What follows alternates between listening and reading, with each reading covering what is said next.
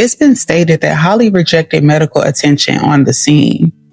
If she wasn't hurt, and if she didn't even need treatment, what was the real threat?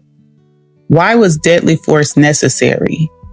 In a true self-defense situation, there's usually evidence of fear or injury. When someone acts in genuine self-defense, there are typically visible or documented indicators, such as signs of struggle like bruises, scratches, torn clothing, emotional distress or shock, and definitely acceptance of medical evaluation because they've just been in a traumatic, life-threatening situation.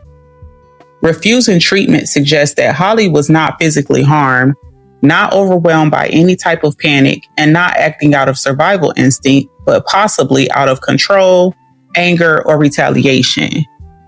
People in genuine fight or flight states often accept assistance automatically because they're disoriented, there's adrenaline going on, and they're probably even typically trembling. Someone calm enough to decline medical evaluation might be trying to avoid documentation that would show that they are not injured. And this is a behavioral red flag. It's a subtle but telling behavior that contradicts the emotional aftermath of someone who just fought for their life, allegedly. If there's no injury, no trauma response, and no medical record, prosecutors can argue that there was no real threat to Holly. Her response, 3 shots fired near a school, was disproportionate and reckless. She had the presence of mind to refuse medical care, proving she wasn't in fear, but in control.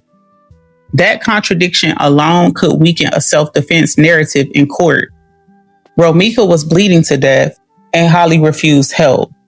That contrast paints a vivid picture of indifference versus suffering. The shooter unharmed and composed, and the victim dying in pain. One woman fought for her life, and the other refused help and claimed it was self-defense. You don't reject care if you just survived what you claim was a life-threatening encounter.